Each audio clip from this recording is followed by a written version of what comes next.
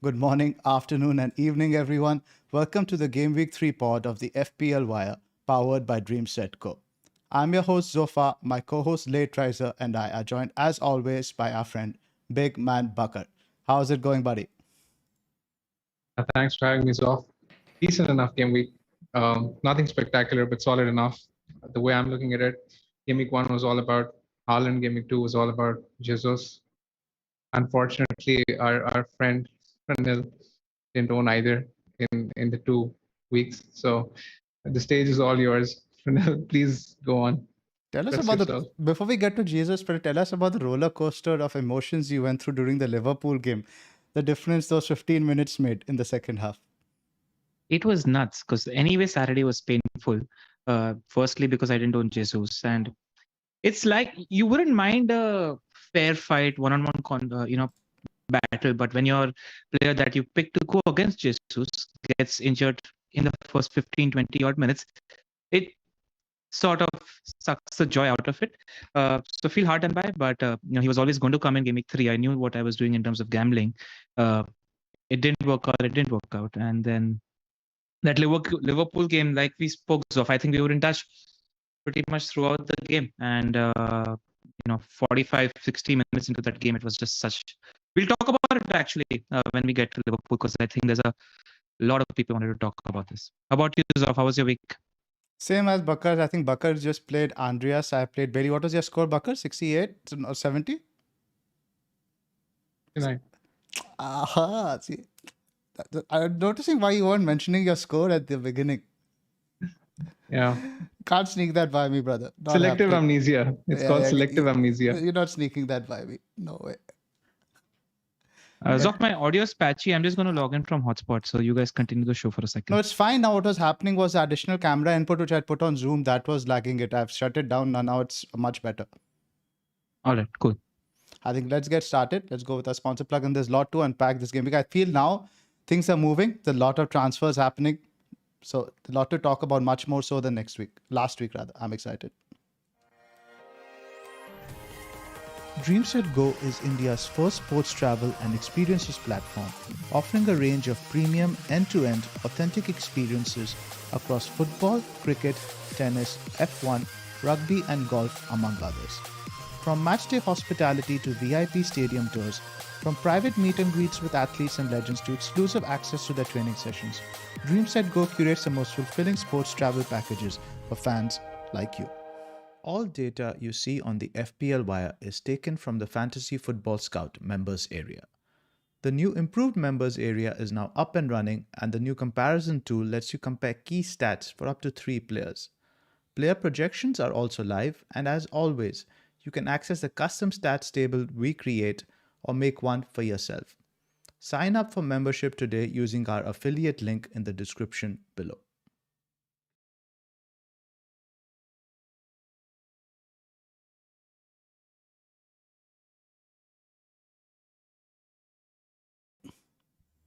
Okay, so the we are talking about the Villa Everton game. I'm saying that I did the Bamford to Jesus transfer, and that's where I spent my transfer. And I don't want to take a hit to get rid of Bailey because Neko and Andreas both are fairly playable.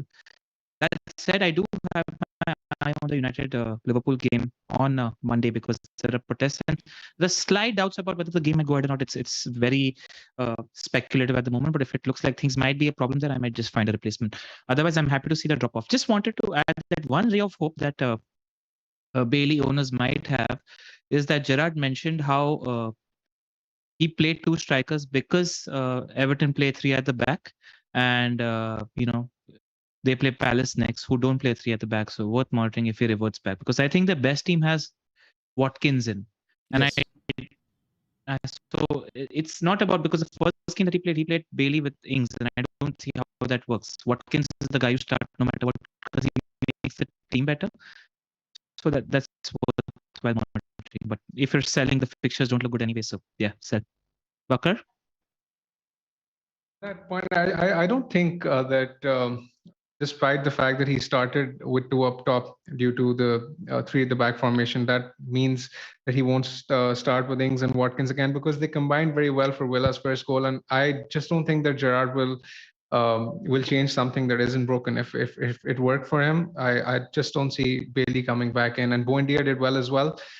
So I mean, I'm pretty sure he's going to go with the diamond once again, just because of the fact that everyone who he gave a chance to actually performed really well. So that basically means that Bailey is highly unlikely to come back, and I'm not going to bet on the fact that he's going to be a starter anytime soon.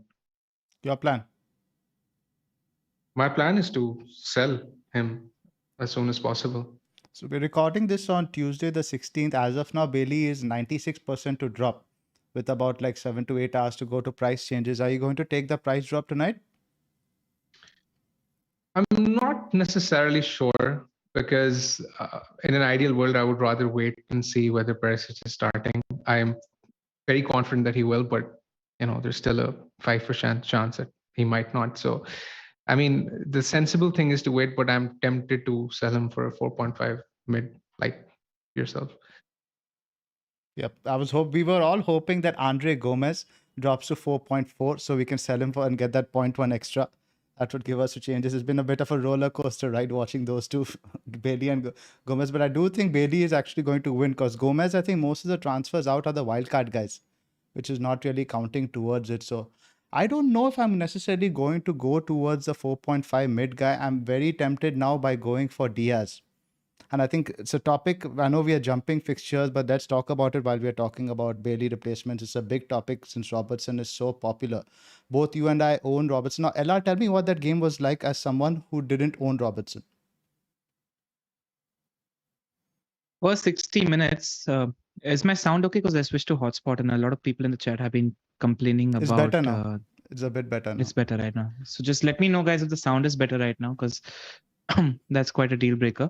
But yeah, watching the first 60 minutes, again, I feel for people who plumped early on Darwin, because again, he had 4 shots of 4 big chances. He was everything that Liverpool were creating was going through Darwin, and I was like, I made my move from Bamford to Jesus. I've already used up a transfer. I'm not going to be taking hits. It doesn't make sense. It doesn't really make sense to use a wild card also, because my team is in good place. But I'm not really going to enjoy FPL not owning Darwin. So all of these stupid dilemmas were going on in my head, and then I was chatting in the common WhatsApp group that we have, and in my head, looking at what I saw on the pitch, I'm like, yeah. Salah, Darwin, and Robbo look like the 3 best Liverpool assets to me, because until the red card sort of happened for Darwin, Trent has become sort of like a creator, and he creates tons. Don't think there's much separating between him and Robert. Robbo's become like a striker. So many times he was way more forward than Diaz also. Like there were chances when ball was coming in from deep where Van Dijk or Alisson was playing. And you know how you have a forward making the run behind the last line? That forward was Robbo in this case. So he was goal hanging a lot, etc. as well. And I see a lot of people jumping in terms of wanting to sell Robbo. As like, unless you have a clear direction in terms of where you want to go when you're selling Robertson, whether that's, downgrading to a James who offers something similar and upgrading a midfielder, or spending funds forward, like an Ivan Toney, for example, who has good fixtures. If you have a clear plan in terms of where you're going, I'm for it. And Zoff, you spoke about the downgrade to Neco Williams.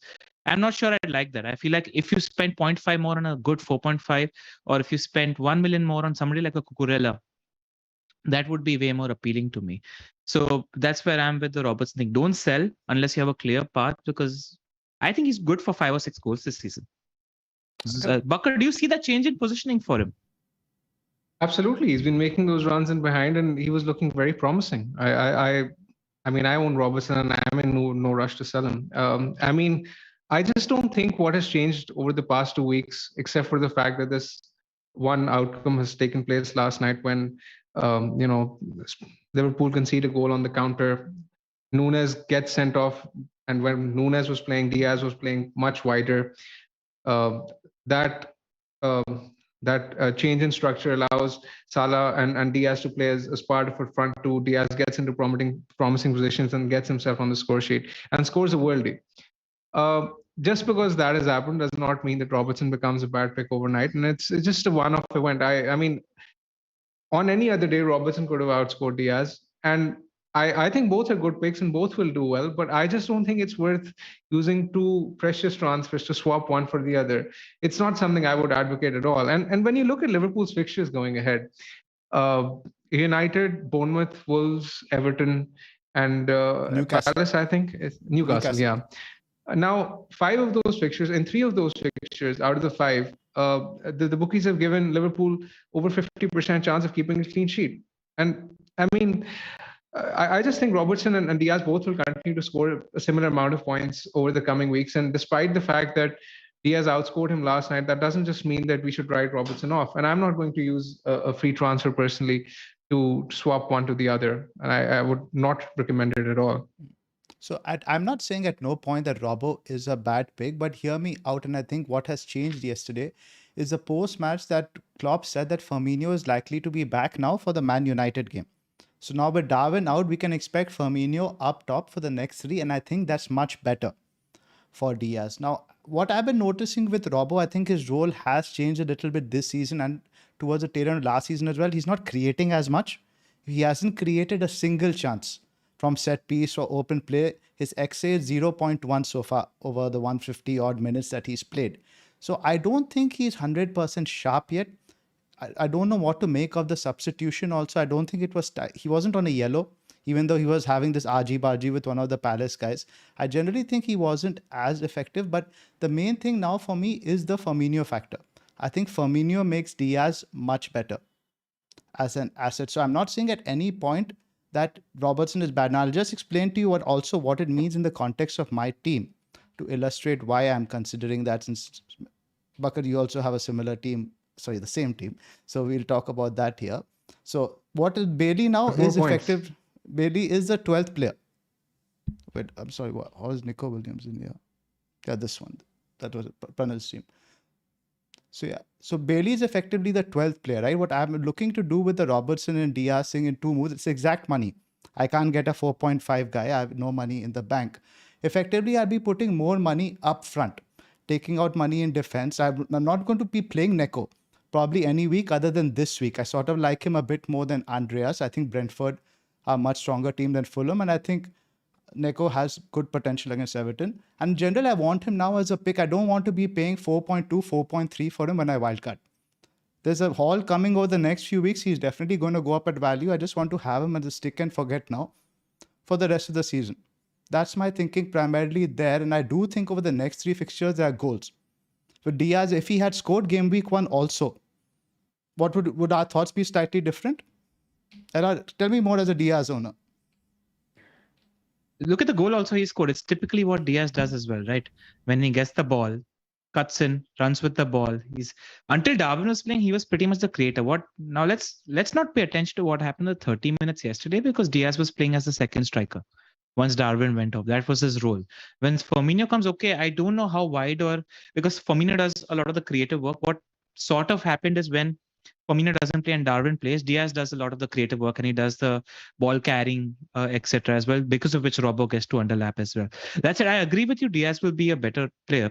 And I understand selling Robbo because 7 million is a lot of money. When you have people like Cucurella at 5 million, when you have people like James at 6 million, who are offering sort of similar and you're getting to spend more in attack. My only point to use off is if you hold off maybe this week or something, because I don't think there's a whole world of difference between Neco Williams and Andreas. When you're downgrading Robbo, and given the fixtures that Chelsea have in the future, and given the fixtures that Spurs have in the future, if we are getting more clarity on the Spurs wing backs as well, if somebody like a Doherty crops up out of nowhere, or if Cucurella, I think Cucurella is a good pick anyway, or if you don't have a third City player, I feel like downgrading to a 5 million spot or a 4.5 million player that's good is better than maybe a Neco Williams. But that third spot has to be a Liverpool player for me. That's where I'm a little bit rigid, and that's where the only guy I can go out of Robbo then is Diaz, because the next three fixtures, I think for Liverpool, United, Bournemouth, Newcastle are very good. The third guy is going to be a Liverpool player. So if I don't sell Robbo, then most likely Robbo is going nowhere for the next 3 weeks. So the decision has to be made this week, and I definitely wouldn't be doing it for a hit. It's only because I have those two frees. I'm thinking it's sort of a restructure, move more funds towards attack. That's fair enough. And see if it works for you until game week 8. I just think that, we don't. No. you using your funds to get Diaz in attack. I get that, but maybe set yourself up in game week 3 in such a way that you can get Diaz and then go down from Robbo to a 5 million defender or 4.5 million defender. I just feel like that upgrade, because the thing with Neko is, again, he looks very good in attack, but Forest conceded a ton of chances. They could have conceded 3 or 4 goals 100%. against West Ham. So I'm not looking at him to play him any week in the future. He's only going to be a bench option. So I completely get what you're coming from. But the way the structure is, ultimately, I'm not going to take the price drop on Bailey today. I don't mind taking even another price drop on Perisic because I know it's a player I want long term. But I know why a player I want short of my squad. I don't think I'll be keeping this. Either he's going to go out for Reed tonight or he's going to come in. Diaz is going to come in. Yeah, I think what you really need to do is look at fixtures game week 3 to 8. See where you like the haul. See if there's a particular player that you want to get for a period of 3 to 4 weeks in terms of attackers, etc. And if going down from Robbo to Neko allows you that 3 million that you like spending in attack, and you're okay, because what happens is you're not going to transfer Neko again to a 5 million defender, right? You need to be okay that you're not going to be getting Cucurella if he crops as an option. You're going to be okay that you're okay avoiding Walker or Diaz as your second. My point to you is this is all irrelevant because either way I wouldn't be selling Robbo. I would be avoiding these guys regardless if I don't do the move. I will always I'm going to have a third Liverpool slot. So my point is, you're saying you're avoiding XYZ. I would be avoiding them regardless if I make the transfer. No, I understand it. I understand it's a downgrade to Robbo to get Diaz in attack. I get that. I get that you want to keep the third Liverpool spot open. So I'm saying if you postpone this move by a week, because Robbo is a good player to have and Diaz is a good player to have, I'm like, if you're adjusting the funds and eventually where you're going to get that 10th or 11th player that's different from the template, what you're comfortable with, whether that 10th or 11th player is in defense or in attack, how you want to play. Just look at that in the future. That's all. Correct. I have a few counter arguments to this move, Zoff. I know that you're not planning to play Neko Williams, but I mean, he kept a clean sheet this week, but I mean, Forest are not exactly a good defense in my opinion. I mean, they conceded XGC of over 2. So, I mean, yes, you're saying that you don't want him to rise to 4.2, 4.3, but at this point in time, I just don't think going away from a 5 at the back structure with so many options available is optimal. You know, when you look at the options, I mean, Cucurella, Perisic, a City defender, even Trippier after the next 2 or 3 fixtures. I personally think sticking with the 5 at the back is perfectly viable. There's no need as such to move so many funds to attack, especially after 2 weeks. I don't think much has changed personally. The second thing is that I think we have very little information. I agree with Pranil when he says that you should probably give it a week or so more before you decide whether you want to make that switch, because we just had a couple of weeks and we need a bit more information to be more conclusive about whether or not Robertson is a better pick than Diaz. And you say that you want to stick with the third Liverpool player. That's perfectly fine. But you've also got to factor in with that, with your current squad, Perisic is potentially going to become a problem again in the next 2 or 3 weeks. So you can probably go to Trippier or a City sub. I mean, there are plenty of other options you can go to in a 5 at the back structure. It's not as if you will run out of options. At this point in time, I like the 5 to 6 million defenders a lot more than the midfielders.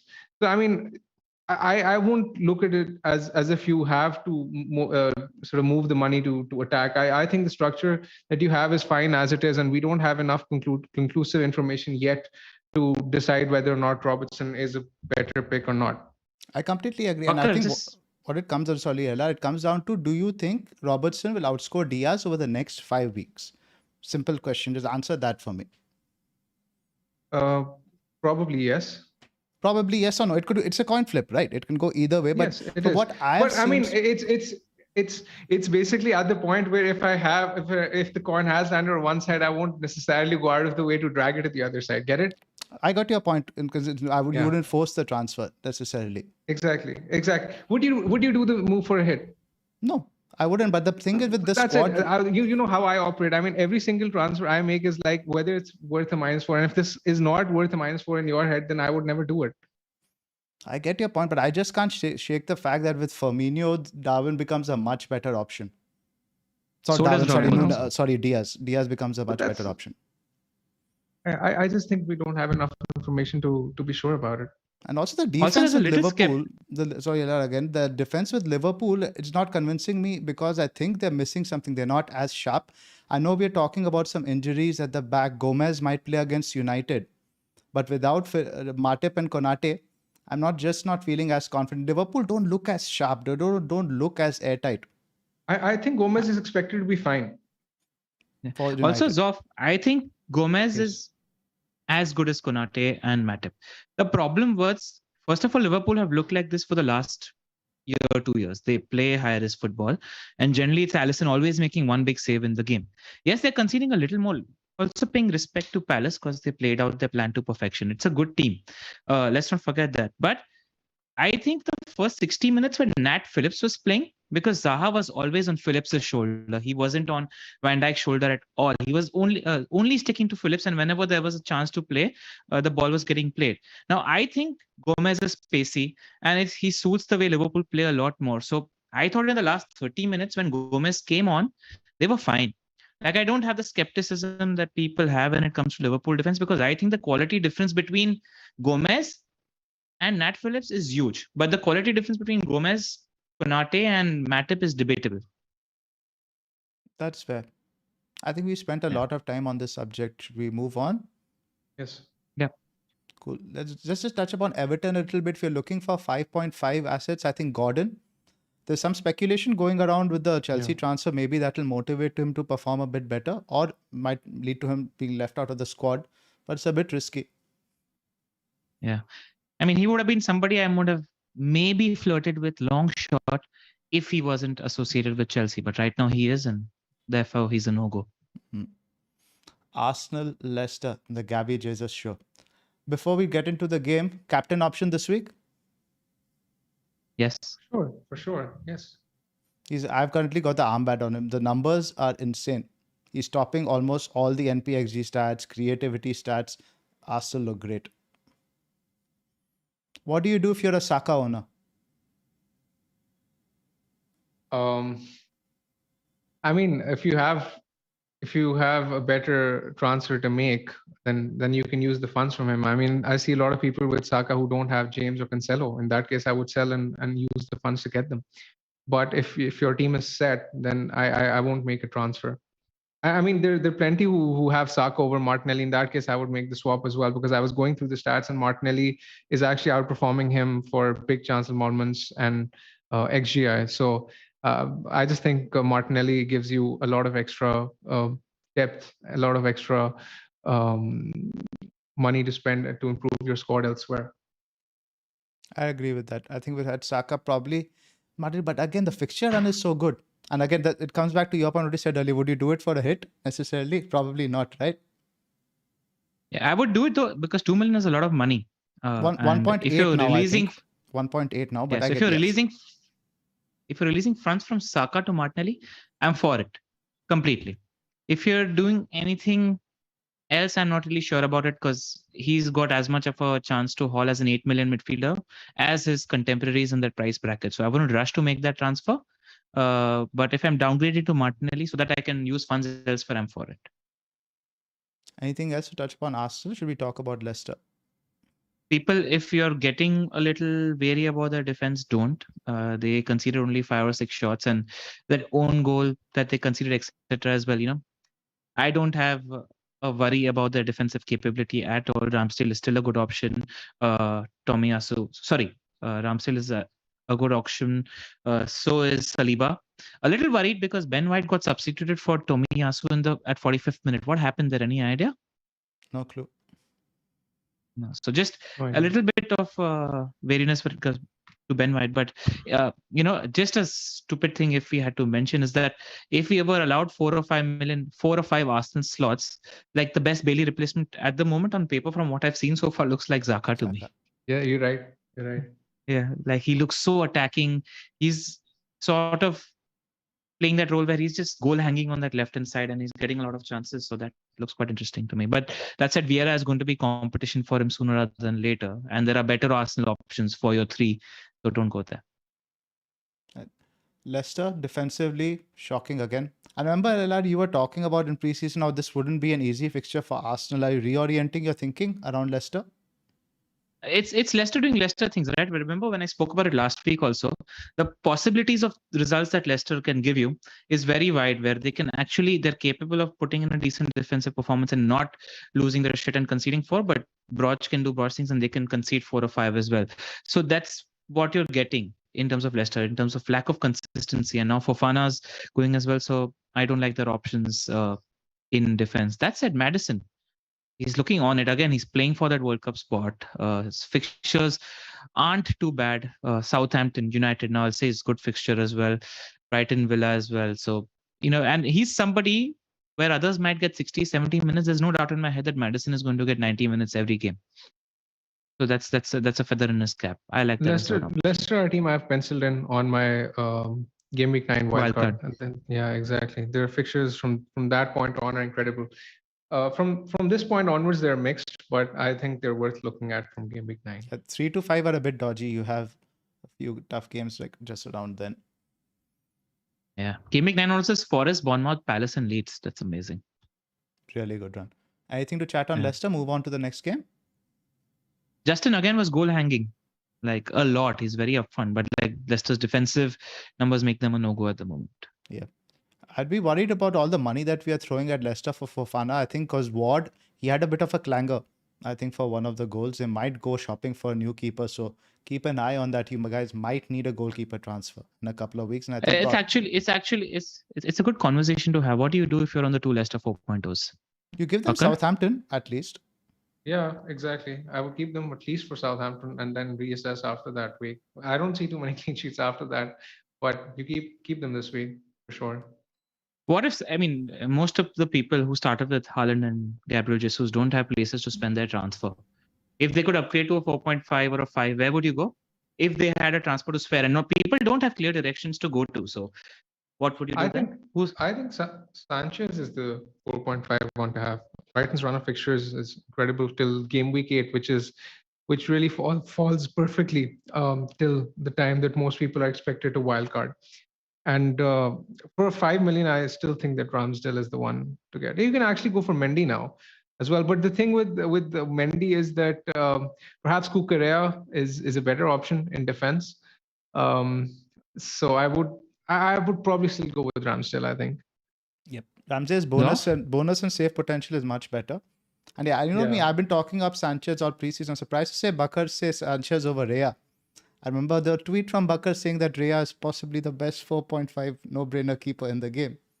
Bit of backtracking there. I wasn't sure about how Brighton would be without Bissouma, but they look really good. Even this week, they conceded XG of just 0.2. They look decent. But yeah, I will add that if anybody who does want to go for Raya, I have nothing against it. The fixtures are spectacular. And he's capable of saves, etc. He's a decent option as well, yeah. Decent, yeah. So I don't mind. Correct. I don't mind whether you go Ramsdale, Raya, Mendy, or Sanchez, I think. But I would make the switch, I think, because Leicester don't look good defensively. I agree with that. Not much to talk about Brighton Newcastle, except Brighton battering them. All their players posted great numbers. Gross had a good chance. And another 5.0 guy who's posting some decent numbers. I know it's a very unattractive pick is Solly March.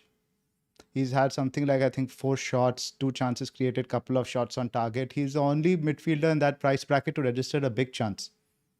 So you could do worse. And the fixtures are phenomenal. So I don't mind that pick. Well, if I'd like to highlight more about Gross over here. I mean, he's actually joined top with Jesus for shots in the box over the first 2 weeks. He's playing behind Welbeck and he's getting into a lot of promising positions. And most Brighton fans seem to think that he's likely to be on penalties as well because Mope is probably going to leave. So his numbers are looking very encouraging. And at this point in time, after Martinelli, I think I would prefer Gross in the budget midfield bracket. I even like him more than Rodrigo. I have the stats tables up here. Now, in terms of XG non-penalty, the top 5 players are Jesus, Gross, Rodrigo, Nunes, and Buendia. But Gross has taken only 3 shots in the box, by the way. Not the number you mentioned, not 8. I said 3 as well. Yeah, okay. 3 in the 6-yard box. Okay, it just says inside the box over here. But yeah, Gross is a decent because he has a lot of creative element to his game as well. That's what I like about him. It's not just a goal scoring. And when you look at Brighton, a lot of people are actually comparing Gross with Rodrigo. When you look at Brighton's next two, I mean, West Ham away and then Leeds at home. I like those fixtures more than for Leeds, because Leeds have Chelsea at home and Brighton away, which aren't easy. So if you're picking one this week, which a lot of people are who are, moving on from Bailey or Neto, I would go with Gross in that position. We move on to Newcastle. Just want to say, if somebody is looking to find some funds, a 4.5 million Brighton defender is something I wouldn't be against, because I'm expecting a fair few cleans until it's wildcard time. So it looks like a very short deal. They've almost improved, because now it's been 2 years under Potter as well. So just look like a very, very solid defense. I don't see them conceding that many goals, and I see them dominating games. It's spectacular how they've dominated their first two games. Absolute control in both games. So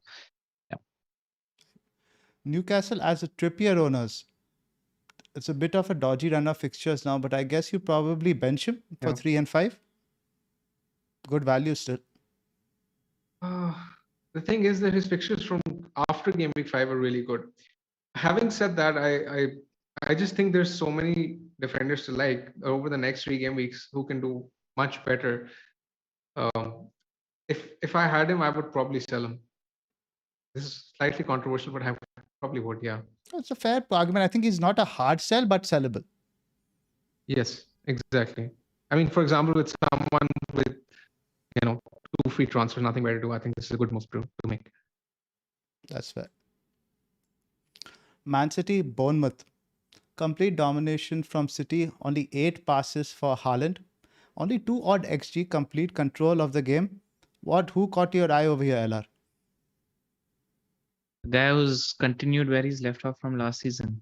And if somebody, there are a few people who have a certain, let's just say, balls to go for a KDB over a Mo Salah. And this free roll is just incredible for him. Absolutely incredible for him. Leeds. Yeah, let's talk about Southampton, Leeds, and LR. Rodrigo. I was a bit skeptical about Rodrigo retaining his place when Sinestera comes back to the team. And from what we heard, the injury to Bamford also isn't as severe as we think. Do you think Rodrigo is a good option? Yes, he's a decent option, but there are always going to be questions about his expected minutes. That said, since I was looking him up pre-season as well, and Marsh is obsessed with making Rodrigo function in that Leeds team since last year, since he got there. And the problem is there's a lot of there's like a dual sort of a thing happening where Marsh really wants to make Rodrigo work. He was handed the captain's armband once Bamford was injured as well, which says something in my opinion. And he speaks really highly of him. But what I've heard from Leeds fan, and why I was put off from the pick, is that he's inconsistent. He gives him 2 good performances, then he drops 2 bad performances as well.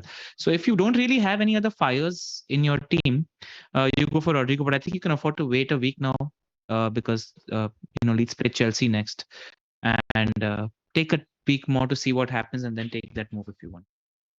Yeah, the numbers are really good in terms of shots in the box, XG, non-penalty, and everything. I think he probably will take penalties also while Bamford is out. And I don't think Bamford being back necessarily makes him a bad option. I think Bamford just makes the overall attack better.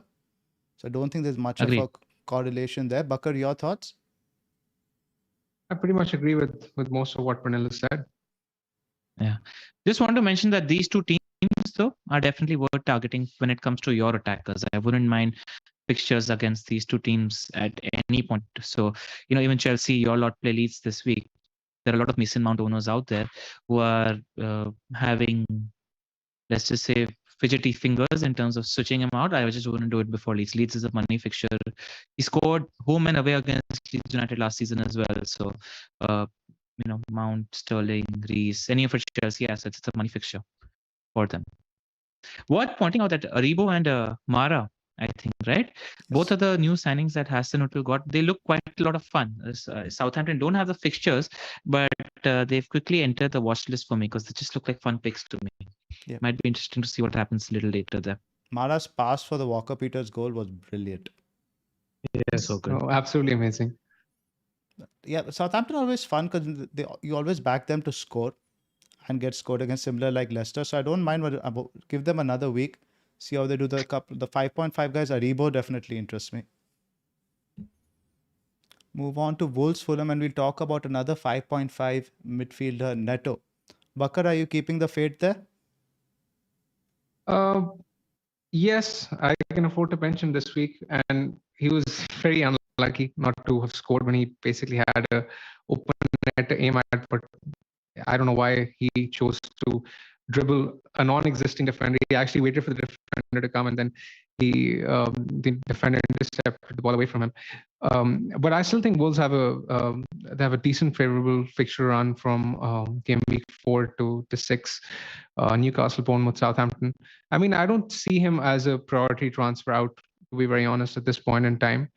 I just think if you have someone like a Bailey, he would rather be my priority of transfer out. I'd agree with that. LR, you have Neto? No, I don't have Neto, but I think the gap between him and all the other 5.56 million midfielders being banded about, Neto's still my favorite, except with the exception of Martinelli. Neto's my favorite, so I wouldn't hurry to move him. They're about to sign a new creative midfielder. I think Mateus Nunes. I might get his name wrong, but I think that's going to add some creativity to that team as well. He's one of the most highly rated midfielders in Europe at the moment, so that's a big upgrade in them. Yes. So that should help his prospects. Fulham, bit unlucky to Mitrovic owners, but hold on. I think they're pretty much fixture proof in terms of potential. Once you've got him in your team, you stick. Don't switch around now. Do not raid sell. For sure.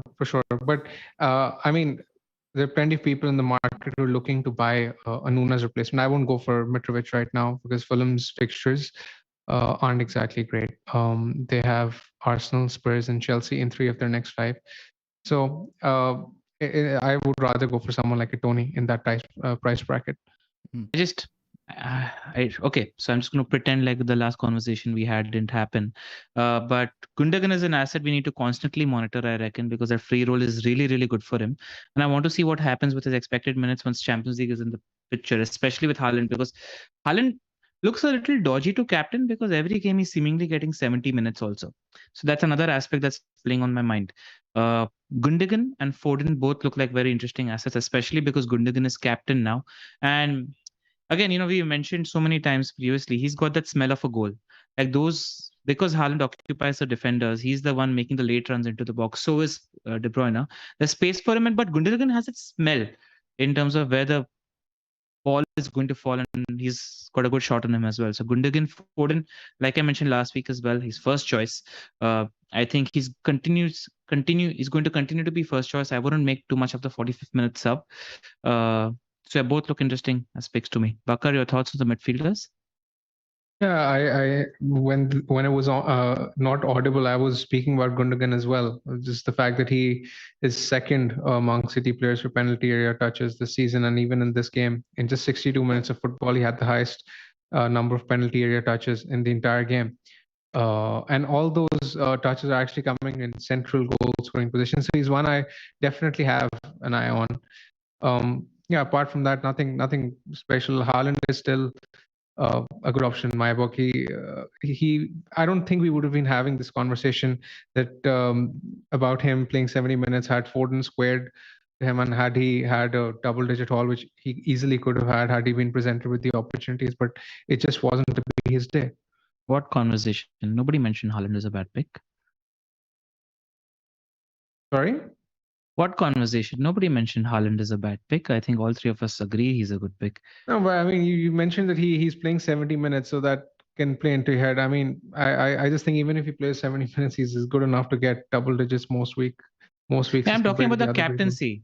Because even in captaincy, even when you factor in the captaincy, I mean, 70 minutes, generally he's going to get enough chances to be a good captaincy option. I mean, I would take 70 minutes from him every week. Just let's say tomorrow City play Leeds United at home, for example, and Liverpool play Southampton at home. And who would you captain between Mo and Haaland? Mo, because I think Mo is a better option. Because he's a midfielder. He's more nailed, right? So I in my head, Mo is better off than you're telling me that 20 minutes sub and 20 minutes extra that Mo might potentially play is not on your mind? Of course it's on your mind. It is on my mind, but when you compare it to someone like a De Bruyne, I mean, I would rather take 70 minutes of Haaland rather than 90 minutes of De Bruyne. That's what I'm trying to say. That's not, of course. Or even 90 minutes of Kane for that matter. Yeah, that's a separate debate. I'm just saying that 20 minutes every time he's getting subbed off for Alvarez is something we need to pay attention to. That's all. Mo for me is on another level. So, I mean, I'm not going to compare him to Mo. All right. What do you guys think about Cancelo's role? He's playing fairly deep. If people want to downgrade him to a 6 million Diaz or a 5 million Walker, would you entertain that thought at all, Zoff? I think he's worth the addition. It's what, like, I think 1 million extra over Diaz and 1.9 now over Walker. Yeah. I think he's worth it. Yeah. For I sure. think is working. I want to You touch are on upon Gundogan, just cycle back a little bit. A lot of people are reading into the captaincy as like, oh, now I need to buy Gundogan. It makes zero difference in my head. Per Mertesacker was the captain for Arsenal for a long time. It's not like he was featuring. Company was the captain. It's not like he was first choice under Guardiola as well. So I wouldn't let that sway me either way. If you think Gundogan is a good pick, I have no dispute with that aspect. But I definitely don't think him being handed the captain's armband suddenly means he's a super nailed guy. Where would you go? Who's your third preferred In defense, City pick, assuming we can't afford KDB? I wouldn't go in attack. I just You wouldn't go in attack, right? I would go Yeah. look in other teams, or I would go in their defense. I agree. Yeah, Yeah. I think if I go defense, if I wasn't So going in much value. attack, I'd just go Foden. That's all. I wouldn't touch Gundogan. Still, I'd go Foden. I completely agree. Only one I would go there is Foden. Cool. Can we talk about Manchester United now? Sure. What are your thoughts? My thoughts. I'm more curious to hear your thoughts. I think we're all Pranal. waiting here to hear your thoughts. I mean, what is there to say? There are problems literally all over the pitch. And if we're going to try playing out the back, De Gea clearly has demonstrated in the first two games. And it's worth saying you want to give time to people, because this is happening and always happens every time a team is learning how to play out from the back. We've seen City concede silly goals in their tenure. We've seen Arsenal concede silly goals in their tenure when they were trying to learn how to play at the back. The problem is I've seen De Gea for the last decade.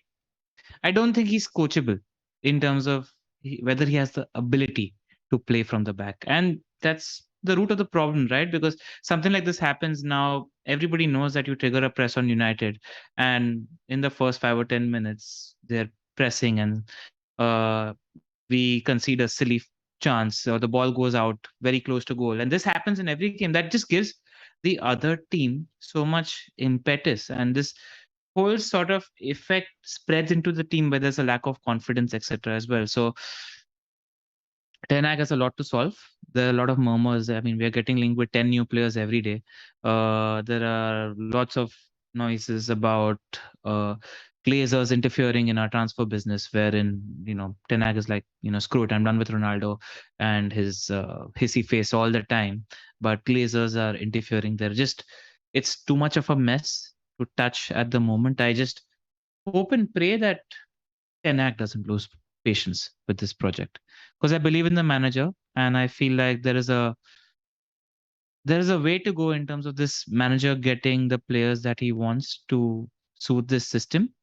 And I'm very curious to see what he does against Liverpool, because he comes across as a purist guy. And when Solskjaer was at the club and when we were playing, there was a year and a half, 2 years where we did well against big clubs. And when did we do well against big clubs? When we knew how good our team was, or rather the limitations of our team. We sat deep and decided to play on the counter. The result that happened last year, Zoff, if you remember, is Solskjaer out of the blue decided, you know what, I'm going to go toe-to-toe with a team like Liverpool. If Ten Hag for a second also thinks, okay, he needs to do something like that, like 3 goals is a minimum. So I want to see where he lands in the line between being a purist and pragmatism. But if he's looking to be pure, my God, I pray for us. I think he's got a lot wrong in the first few games in terms of the personnel, the shape, and all he decided to go with. And like you said, we just don't know. The purist in him, always would like to say, we are Manchester United, we need to impose our style rather than what the opposition thinks. But the realist needs to set up in a back five. I think Maguire needs protection. Varane needs to be playing. I don't think you can afford that back, because again, if you guys go 2-0, 3-0 down in the first half, things are going to get quite heated inside that stadium. Yep. I think our real season maybe starts maybe 5 or 6 weeks later. I just hope the game against Liverpool isn't too embarrassing. That's all. It's scary. Having seen Liverpool play yesterday, having seen us play on Saturday, it is scary. I think we need to play in the more pragmatic way against Liverpool. He's handcuffed as well, right? I mean, let's face it, the club's not done him any favors. Ronaldo's coming in. There is a lot of confusion, and the balance in the squad is unsettled when he's coming to the squad. He's playing with a front four that gets injured and sick 1 week before game week 1. So I feel like the manager is to blame, but the club is as much to blame in terms of how much we've handcuffed him. So the problems run deep, and until we see some hope of positivity, don't touch us as a club. Nil, are you captaining Salah against Man United? He looks like one of the really good captain options to me. At the moment, my armband is on Salah because let's face it, if we're trying to play and stamp our authority, we are getting battered, absolutely battered. And I almost, there's a little bit of a debate that you have in terms of captaincy, etc. as well. And I almost prefer teams that will try to want to play compared to teams that are definitely sitting at the back. We don't like captaining players against West Ham too much. You know what I'm saying? Like, because we know that they're going to sit deep. So the potential in terms of a 4-0 final happens if players are trying to stamp their authority. So, yeah. And the fans have planned a protest as well, and it could get messy. I mean, if Liverpool take an early lead, then United will be forced to chase the game, and in that scenario, I think Salah could run riot. And now, I mean, if there were any doubts about him playing wide with Darwin playing centrally, I mean, Salah's going to be the clear talisman for the next 3 fixtures as well. So that's why in my head he's the one I have as my captain this week. This is interesting because we were all reverse. I remember captaining Salah both these fixtures last week and last year. I think Bakar, you did also. I don't think you did LR, but I think I'm yes. I'm more likely going Jesus than Salah because I just don't feel Liverpool as I do feel a good Hall Cup. I don't think Liverpool are as sharp yet as they were last year. And the way Jesus is going, he's involved in everything.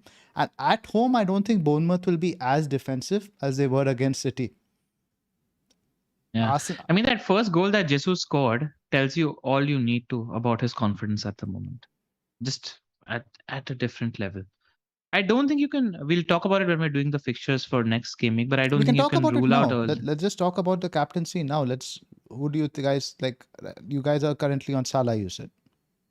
Yes, with Jesus as vice. Yep, it's the reverse for me. I don't think either is a bad pick. Yeah. And I don't think you can rule out Erling Haaland in the conversation as well, just because I'm trying to remember, when I remember the Brighton-Newcastle game, if Brighton completely played Newcastle out of the park, I mean, think about the chances that Brighton created, because they don't have a defensive midfielder at the moment. Bruno Guimaraes is playing there in that Shelby position at the moment. So I don't think you can rule out Erling Haaland as well, but I just think the Jesus and Salah options have more upside. Worth mentioning that make sure if you're captaining a Liverpool player, your vice captain shouldn't be a Liverpool player, because there is a certain amount of doubt with that, with the protests, etc., that might happen. So, and make sure your bench order is in place also, because that could come into play Monday. You never know. Right. Much to talk about Forest West Ham, pretty much the Neco Williams show. I think you covered that in a video already yesterday. We don't need to talk as much about him. But in general, they gave up a lot of chances. I think Taiwo is going to be an option for us in the future, but the Hammers just aren't at it yet.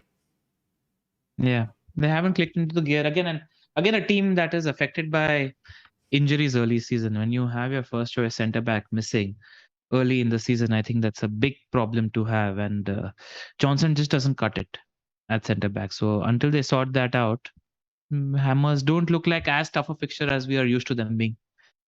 Because as much as they created an attack, they considered a fair amount of chances in defense as well.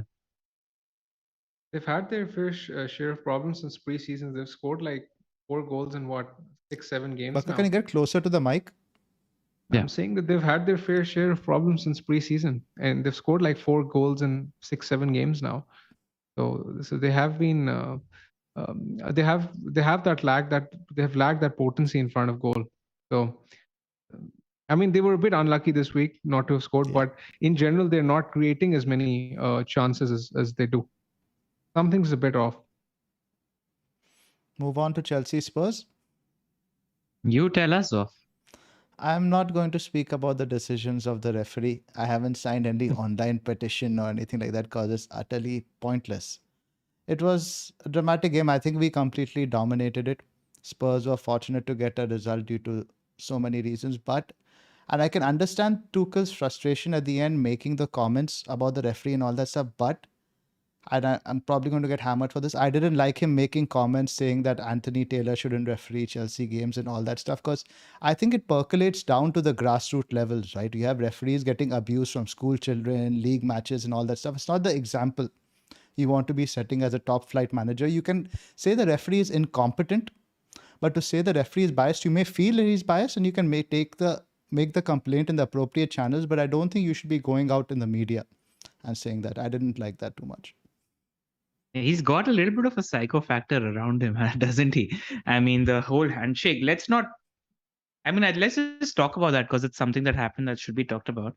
That handshake was Tuchel's doing. Yes. Like, he was the one who grabbed it slightly. Then there's the press conference where he's like, pulling his sleeve up, showing his bicep, etc. as well. There's a little bit of a psycho tendency happening there, which is great to see. I don't mind people showing personality. I don't mind managers showing personality.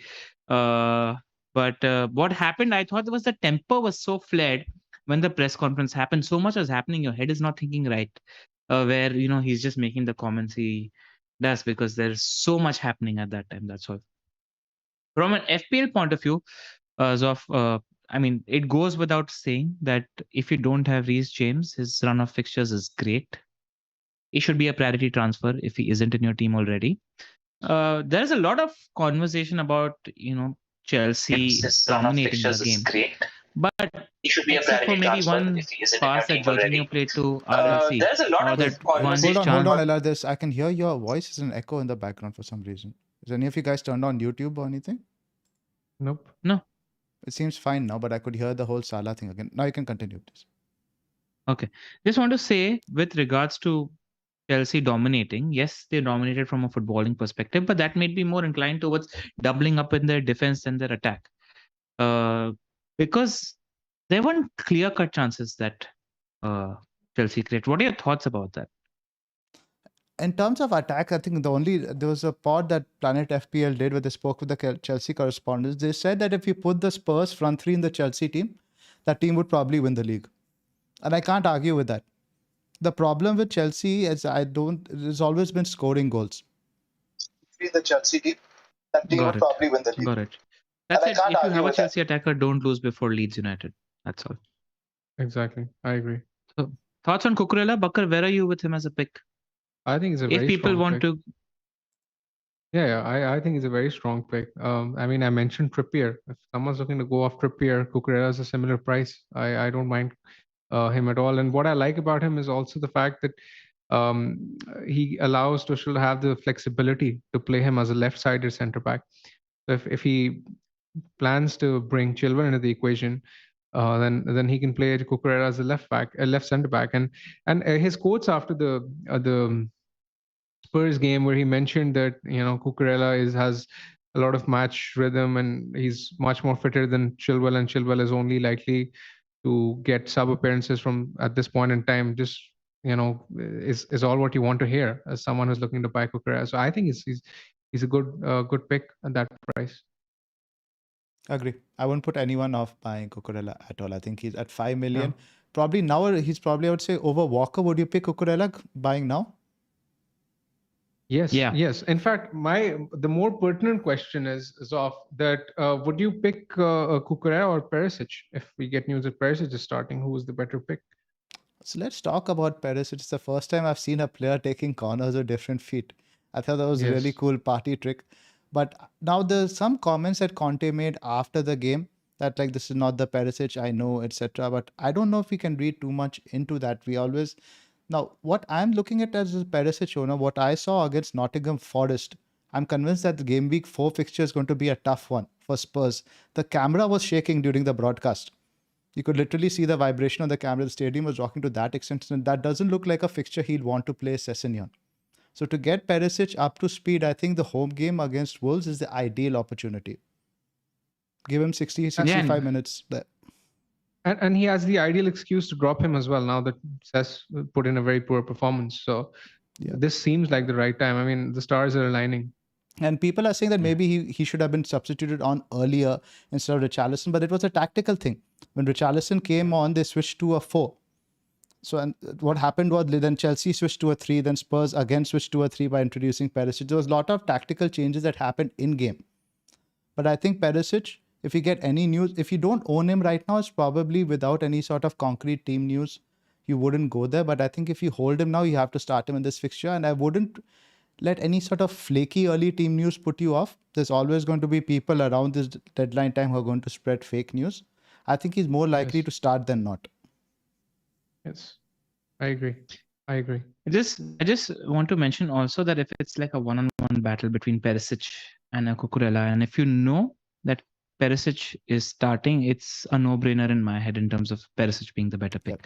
Because I think what he offers in attack is way more compared to what a Cucurella might offer. And I think that same goes for Chilwell.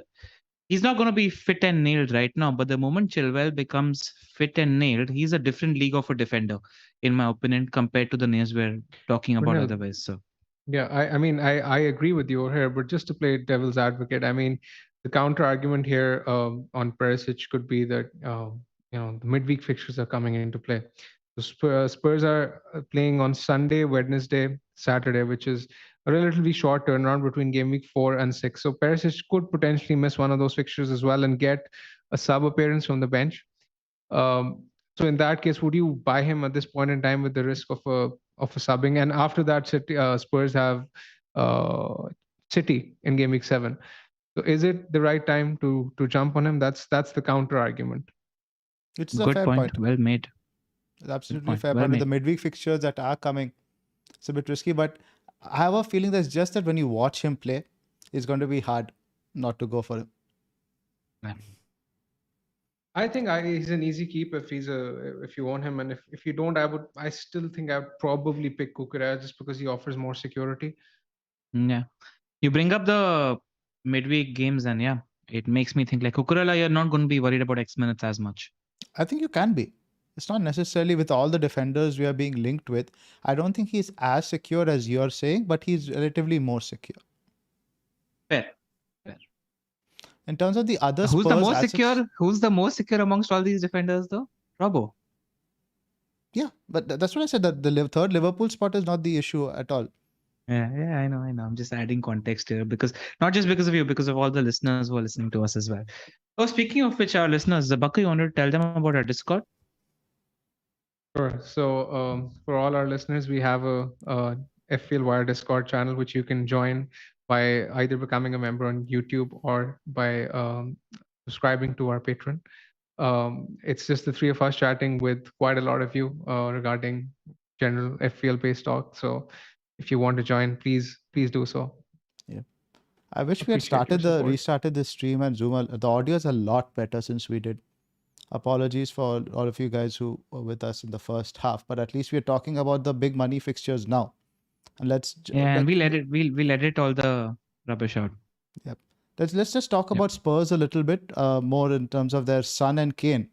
Son was completely marked out of the game by James, but the fixtures now are good. I don't think now's the time to get rid. Yeah, now is not the time to get rid. That's all after. The one skepticism I have with Son is that I can see a few early subs in terms of 65th, 70th, 75th minute subs for Son, because he seems more like a Richarlison like for like compared to Kulusevski, because Kulusevski is the creative guy in that team. Son is the goal scorer, and so is Richarlison. So that's the runner. You're right. Richarlison and Son are more similar in that making the off the ball run. Kane is obviously irreplaceable, but I completely agree with the point you're making. But Son generally hasn't looked as sharp. Yeah, agreed. Move on to Liverpool Palace. Yes, which we've discussed quite a bit in depth. We've discussed already the Robertson, Diaz and stuff. We've discussed Darwin replacements. Edse is one to watch from Palace. I think in that 5.5 bracket, the fixtures are improving. Very soon takes a lot of set pieces as well. Zaha, one to monitor in that bracket. His finish was really good. I think even a few inches to the left, Alisson probably saves that, but it was in off the post. Yeah. Zaha looks like, post wildcard when the fixtures are really good. He just looks like a position which is like a glue guy. Like Vieira's doing great things out there. And worth mentioning, Anderson, I thought he was incredibly good in both the first games and just generally has the pedigree in the making. Won't be surprised if next year he's playing for one of the top 6 clubs. Just that good. Actually, we're talking about 4.5 million keepers. Why not Guaita? Palace are an ever improving club. Their fixtures are mixed at the moment. They aren't too bad. They've got Villa at home, City away, Brentford home, Newcastle away, United at home, Brighton away. That's not a bad run. There's a couple of games with saves, etc., in there as well. Just throwing I a don't name know, in but the. why, but there's something in my head which makes him strike to me as an injury-prone guy. Yeah, injury, Doesn't seem that rotation, reliable something or keeper. the other. The Palace keeper has just seemed a bit flaky. Then Exactly. you would be Always surprised has to see been dodgy. Johnston starting the next game. All of a sudden, Yeah. it's just doesn't seem worth going there when you have the Rhea Sanchez options. People are looking for a mid-price midfielder. Villa and Brentford at home in the next 3. Why not Zaha? That's what I was saying. I've just noticed Zaha and Eze both Yeah. should be on the radar. Yeah. Eze just seems like an 8 who isn't as much as in the box as Zaha is. Zaha's pretty much playing inside forward or forward in that team, which is what I like about him. And on pens. Could be a low-key good differential, actually, now that I'm thinking about if you find $1 million to $1.5 million, $2 million actually you need, right? To upgrade Bailey to Zaha. Yeah, couple of million. Yes. Yeah.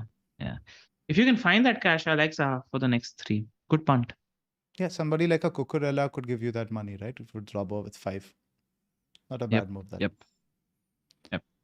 Right. Anything we need to revisit from our previous discussions which might have been lost in the audio? I don't think so. We discussed. Quickly just summarize. Southampton, Leeds, we spoke about how both teams are worth targeting. Wolves, Fulham, if you own Metro, Andreas, hold them. If you own Neto, hold him. All 3 of us like them for now. Exactly. That's about it. Right. Let's move on to our teams. There's super chats after our teams are done. Just keep your questions ready. We'll be entertaining it as soon as our teams are done. Ella, this is your team first. Do you want me to read it out? Yes. Ramsdale in goal, Trent, Cancelo, James, Perisic, Neco, Williams in defense, Salah, Diaz, Martinelli in midfield, Haaland, and Jesus makes an entry. Yes, he had to. He was always going to come in game week 3. Almost. We spoke about it. I don't know what else to add. I tried telling you so many times. I don't think I've ever told you as many times about a single pick that won't go without Jesus. But can you admit I've got the pointy end of the stick when 100%. it comes to the bell curve? You got completely like shafted in the end of it. But we did expect close to like 15-18 points from Jesus in the first 2 games, to be honest. I understand that, and you saw Bamford play game week 1 and he was great. He could have had 15 points in that game as well, right? Agree. So yeah. So that's it. That's all I want to mention. Where I got the pointy end of the curve with this whole Haaland Jesus, and you know me as a player. It's difficult to resist the chance to do something that might lead to something. Yeah, no, that's all. Right. Yeah. Speaking of our teams, this is now Bakar and my team. Ramsdale, Trent, Cancelo, Robertson, James, Perisic, Andreas, Martinelli, Salah in midfield, Haaland, Jesus. And on the bench, we have Neto, Bailey, and Archer. So, Bakar, what are you thinking? You're thinking of Bailey down to a 4.5 mid and roll the other transfer. Yes, that's what I'm thinking. If Perisic is starting, then this is the move I will make. If Perisic is not starting, then I will sell him for probably Cucurella. So you're going to wait out the price drop tonight? I'm not 100% on that. Don't sit on the fence, Bakar. Unless Zoff, you do something, then it inspires Bakar and then he does the same thing. I have more points than Zoff, so we can't actually have the same team. Because the big accounts get early team news. I can't help it. The big accounts seem to be getting early team news. But I think I will probably wait, to be honest. I think I will wait. Let's see. I'm very certain that my transfer will be to a 4.5 mid either way, because Perisic, I just don't see a world where he doesn't start. What 4.5 million mid are you looking at, Bakar? There's Reed, there's Lavia, from Southampton, either of the two. Just go for somebody who's not close to a drop. That's all you can really look at from the 4.5 Yeah. guy. You're not Yeah. interested in the 4.4 million Andre Gomez if that happens. Yeah. Bailey's If going you to drop guys are before. picking one, Bailey's going to drop before Gomez just a does. point. If you're picking one at this point in time, would you go for Walker or Cucurella? Cucurella. I'd agree. The upside is Yeah. that with Walker, even in this whole inverted Agreed. fullback role, the thing is he's not even that bonus friendly. So he's not even going to Yeah. get that bonus. I would say Cucurella. And Cucurella is getting corners from one side, and his delivery is great, Yes. like we saw. So Yes. yeah. Definitely more routes to points there. I am fairly convinced I'm going to do that Robertson to Diaz because I'm just not as convinced about the Liverpool defense. Good to see you following your gut if you go through with that one, because your gut has been saying Diaz since yesterday. You're like, no, I need to get him because Firmino is really good for him. Firmino is really good for him. For me, it's good for me. Fair enough. I think the goal also helps a lot mentally. And Yeah. ultimately, he came so close to scoring in game week 1 and game week 2. It's sort of, I think it helps his confidence. He seems to me like a confidence player. You think this is going to continue happening? Let's talk a little meta for a second, because I used to last 2-3 weeks before the game week 1, game week 2 pod, we spoke about how there's going to be good threats to the template always, but there's also literally no reason to shift from the template at the moment because of how the game is priced at the moment. There's no need to move the needle and let these good picks who are well priced keep doing their thing. How do you see that panning out in the future? I think Darwin would have been a good spanner. That would have been something to Yeah. shake things up. If he got a brace yesterday, then a lot of us would have been wondering, because all of us who are playing at 5 at the back, you have to sacrifice quality players to get there. You would have to likely sell Correct. a James and a Robertson, or a Robertson and a Perisic, or a Diaz, whoever we've got in that position. So that opportunity has gone, but I think the European fixtures are what are going to be the spanner in the works, because all these big guys are fullbacks who play for these top 4, top 6 sides are going to have fixtures every 2-3 weeks. I think that's going to, once you see player one pointers for your entire back line with 20 minutes played, 15 minutes played and stuff like that, that's when people are going to start getting itchy. Fair point. Bakar, how do you see the meta? I agree with you, Zoff. Good point. Anything else that might crop up in the future? I mean, you never know with injuries, red cards. It's very hard to predict. But yes, overall, I agree with Zoff. I mean, rotation is going to play a bit of a factor. There's the fact that the transfer market will close in a couple of weeks' time. Something might come up over there. Other than that, I don't see a reason to shift away from the template because it's just so strong at the moment. So strong. I mean, somebody made this point. I think it was Kaza on Twitter. He said that the template 5 years ago was quite stupid, where we had a lot more casuals who weren't tuned into the game, and now the dynamic of FPL has changed in terms of the content that's readily available. Like I have tons of, I mean, Zoff, you were talking about your brother's league, where so many people have Bucker's team because 15 it's so out of easily 20 available. people have the exact same 15 as Bucker, who have no clue who Archer is, who have no clue what Andreas is. They confess to watching Bucker's team video and copied it. And there's just so much of this Hilarious. happening where people are a lot more tuned into content that you need to think harder. I think you almost need to have, for somebody like me, I need to have like a double filter, because if you're betting against it and if you're seeing a Gabriel Jesus get 19 points, it's almost like FPL suicide. If you're going to hit the bat on the curve. So you need to conform more and more to what you think generally is off, which is the template is good. There's nothing Not wrong with the necessarily. template. Pick the picks you think are going to score the more points, irrespective of whether they're owned or not. The biggest mistake I tell you in FPL, what people go wrong is being different for the sake of being different. And to be honest, I feel that's what you did with Bamford. I honestly didn't feel like that was the case, because Palace is what I expected. Southampton, the game Leicester, the game gave me the bad end of the curve. In that first game, Bamford was good to be 10 points ahead of Jesus. It's just how I saw that happening. And I, in fact, thought the mistake I made out of the Jesus and the Haaland move was picking Kane over Haaland. Because I think that was the long shot story that I was telling myself. I don't know how many times in the future Jesus is going to get a 20-pointer. Being very honest, I feel like the story that I told myself, which was probably wrong, was the Kane Haaland one. That's all. Fair enough. But it's good to be this mirror. It's good to have this conversation constantly. It's good to have you asking me constantly whether I'm doing this for the heck of being different, because it's important. And right now, I mean, I came to that realization yesterday where I was like, except for Darwin, there isn't really much to do. I'm 2 transfers behind the template where I got in Haaland in game week 1 and I got in Jesus in game week 2. And people are going in different directions at the moment. And I don't feel like I'm behind the template at the moment, because the directions people are taking at the moment, you guys don't really have short moves to make at the moment. Like Bucker is downgrading Bailey to a 4.5 million. So because In of game that week 3. reason, in Imagine. game week 3. So I feel like, okay, there is opportunity, and there's going to be opportunity because of the reasons you mentioned, something happens, etc. Darwin would have been the one who would have thrown people's plans and more. Outside of that, things are fairly stable. That said, it's not like opportunities won't It's not there, come. but it's the pricing.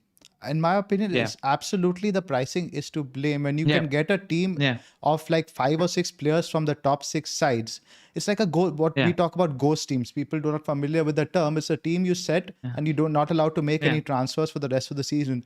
We can set up really good ghost teams. Yeah. Agreed.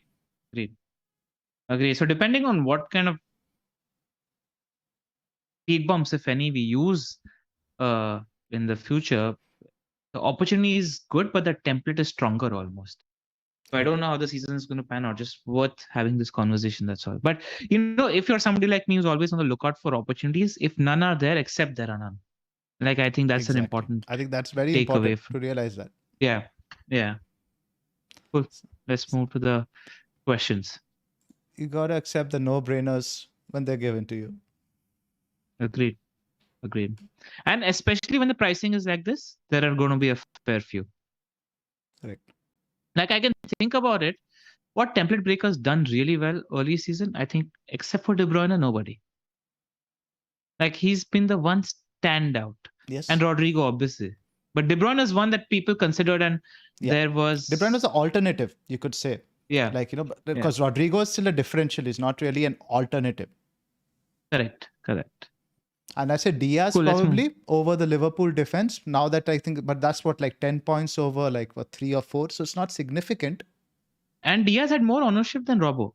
Like it was depends pretty on which much bracket you look at. 20, Because if you look at like the Yeah. Elite 64 legendary managers, Robbo's like 70, 80. But in the general community, Diaz is more. Yeah. Cool. We have a super chat from Paul Spence. Actually, we had a super chat earlier, which I'm going to circle back to. It was from Sahil Verma. Dean to James for a hit or prioritizing getting Bailey? Or Dean to James for a hit? No brainer. I think, yes, anything that involves with Dean out. Especially now with the Carlos out. All jokes Easiest aside about transfer Dean of all being a time. troll. But that Carlos injury is a massive factor. Yeah. And I think James has to be a priority transfer in for those who don't have him. So I'm all for it. Agreed. Okay. Paul Spence is asking us to rate his wildcard team. Go on, guys. Bucker, he's got Raya, Trent, James, Cancelo, Dunk, interesting. Salah, Martinelli, Foden, Jesus, Tony, Haaland. And on the bench, he's got Ward, Neco, De Silva, and Andres. I would triple up on Liverpool. He has just 2 Liverpool in that squad. I would find a way to either do Foden to Diaz. I would rather have Diaz rather than Foden. That's the one move I would make straight You away. put him in there and I'm quite comfortable with that team. Yes. Yeah, fair. I think it's Agreed. a very good team. Good team. Only thing I would say is how much are you going to make up on the field with that? That's okay if you're conforming to the field also. I know exactly, but it all depends on what his team was previously. We don't know what it was. But I feel like Tony is a decent Whatever it was, differential to this have is a at very this good team. point. Exactly. The team is good. Yes. You're almost contradicting yourselves there, Zoff, because he doesn't need to be. Pick the picks that are going to score the points that are good pick. But I said that again, but we're talking about a general discussion about wildcarding. Yeah. I still don't think there's enough there to differentiate. And I think that opportunity will come in a few weeks. Yep. I would have probably been on wildcard if Darwin was fit and not red carding right now, because I was in a dilemma. Okay, Nehal's question. Robbo to Neko, Bailey to Kulu to get Spurs attack, 2 free runners. No, I think Robbo's a better pick. Agreed. It's exactly the same thing what I was talking about. The similar moves. He probably has that 0.1 buffer. It's a similar strategy. I think Robo's a great pick. I wouldn't make that switch for Kulu. Zoff would probably make it for TS. He's probably doing that for TS. So, okay, this is an important question. Lots of people are going to drop any replacements in the 5 to 8 million bracket. If you're Rashford, Zaha is a shout that not many of us have looked at. Anybody I else would who go with stands out? Gross. In the I would go with Gross. Gross and I think Gross Rodrigo. as well. Gross and Rodrigo Yeah. look good. The fixtures are there. I think somebody will emerge from Brentford also. They have so many guys. I'm hoping for big things from Damsgaard, but that might take a few Yeah. weeks. Yep. Abhishek has asked a question: 2 free transfers, Rash to Rodrigo Gross or Rash plus Robo to Cuckoo plus Diaz? The first one seems more logical to be. It's only one move, right? The first one. Yeah, but he's got 2 free transfers. He's got Rash plus Robo to Cuckoo plus Diaz. I quite like Cuckoo plus Diaz. I think he's centering 2 positions there. Yeah, exactly. This is not that's a a good bad move. transfer. That's a good move. Thoughts on Havertz and So- Sterling for the next game weeks? Sorry, one thing. Bakar, were you saying something? Yeah, I was saying that I was thinking that if we make this transfer from Bailey to a 4.5 this week, if I make this transfer, then I can and I can make 2 free transfers next week. And I can make 2 free transfers next week and get Cuckoo and Diaz in if Diaz looks good again. This is another option. Just one Bakar, another. you know why I'm you'll laughing, be right? 0.5. You'll be 0.5 short, my friend. Bakar, you know No. why I'm laughing, right? How? You know why I'm laughing, right, Bakar? Yes, I know why you're laughing. Why am I laughing? Let's listen to that. That was a moment. That was great. If we make this transfer, If we that's make great. this That's- And so Bakar, why I'm saying is Bailey plus Diaz costs you how much? Moving to the is what 7 plus 5, 12 million, right? 12 million if you I have to don't play think- with. If you free up 0.5, you'll still be short 0.5 to get Cucurella, my friend. Oh, Who you upgrade Neto? You're saying? yeah, that's what I'm saying. Yeah. Okay, I got it. Neto to Diaz next week and Robertson to Cuckoo if Diaz looks good again. So just another week where an information could be critical. That's a decent shout. Because one thing that does annoy me is having to play that 5.5 midfielder, which I don't like because there are no real great options in that bracket. And at 5 million, you are getting better options in defense. So I take on board what you're saying there. Yeah. Cool. We've got a ton of super chats, guys. So I'm quickly going to fire them across to you guys one by one. Zoff, this one's for you. Thoughts on Havertz and Sterling for the next few game weeks? Hard avoid. Hard avoid. You don't think Sterling's a good punt against the Leeds? I'm still not convinced he's worth the money. You can invest that money elsewhere. We're still not looking like we are fluent in attack. And I don't know what's going to happen in terms of the players we buy. If we buy Aubameyang, where is Sterling going to play? I think Sterling's first choice and not I going to move agree, but anywhere where from is he that going to thing. play? Right now, Yeah. he's playing as sort of the guy making the run in the center. Yeah. That's going to be Auba. Yeah, I say he's still going to be in and around the box, and I don't know how much Auba's I going to think come. that- But Sterling, I think they're better picks. I'm not very gung-ho on our attack, although the fixtures are there in terms of Leeds, Leicester, Southampton, the next 3. Cool. Next question is from Hari Bro. This week, Bakar, this one's for you. Would you sell Bailey for Gross or Trippier to Cuckoo? He has 1 free transfer. Bailey for Gross. Yep. That's what I would Cool. do. Agree. Trippier's still a decent Especially hold. especially if he doesn't have a playable option for Bailey, that's the move I would make. If he has a playable option on the bench for Bailey, then I would do the other move. So it depends on his bench, actually. All right. Cool. I'll take this one. Robbo Mount Bailey to Cucurella, Zinchenko, Walker, Perisic. Wow, that's a big question. And Diaz, Foden, Saka, and Gross. Already own Cancelo, Reese, Martinelli, G. So I'm just going to pick from the options that he's given. Out of Cucurella, Zinchenko, Walker, and Perisic, because of the reasons Bakar mentioned, I'd say Cuckoo, unless you're getting definite news that Perisic is starting this week. Diaz, Foden, Saka, I like Diaz, and Gross. Cool. That question's out of the way. Somebody's asked, somebody said that Tony Gloves will be the real template breaker. He's asked us to RMT. Raya, Cucurella, James, Trent, Neko, Martinelli, KDB, Kulu, Salah, Jesus, Ward, Aronson, Planche, Archer. Pretty standard except for KDB over Haaland. And no City defense. I'd want some City defense. They're shitting points. 0.6 XGC, 2 matches. Yeah. Need to get your City defense. Cuckoo and Gundo or James and sub 6.5 million mid? James. The one with James. James. Sure, I would definitely have Cuckoo, even if it's cost of a cheaper mid. Which teams? I think this is the last super chat question, guys. Then we'll move on. Yes, let's wrap up after. Yeah. Best, which is the better team in defense? Bucker, Arsenal or Chelsea? Chelsea. Chelsea. Yeah. Cool. All three of us have the same answer. Apologies again for the technical errors. We hope we were better when it came to speaking over each other. And we'll edit out so we should be able to edit out the some of the crappy drops bits, right? we can be able to edit out, but the stuff that during our Liverpool discussion, I'll have to go back and see how garbled the audio was. I thought the Robbo bit has to be retained. All right. So I'll have a look at that. I'm sorry about that, guys. Cool. We'll make sure we have this issue next time. We'll just restart it earlier because it was much better once we restarted it. Yep. And hit like and subscribe, and we'll see you next week. Good luck this week.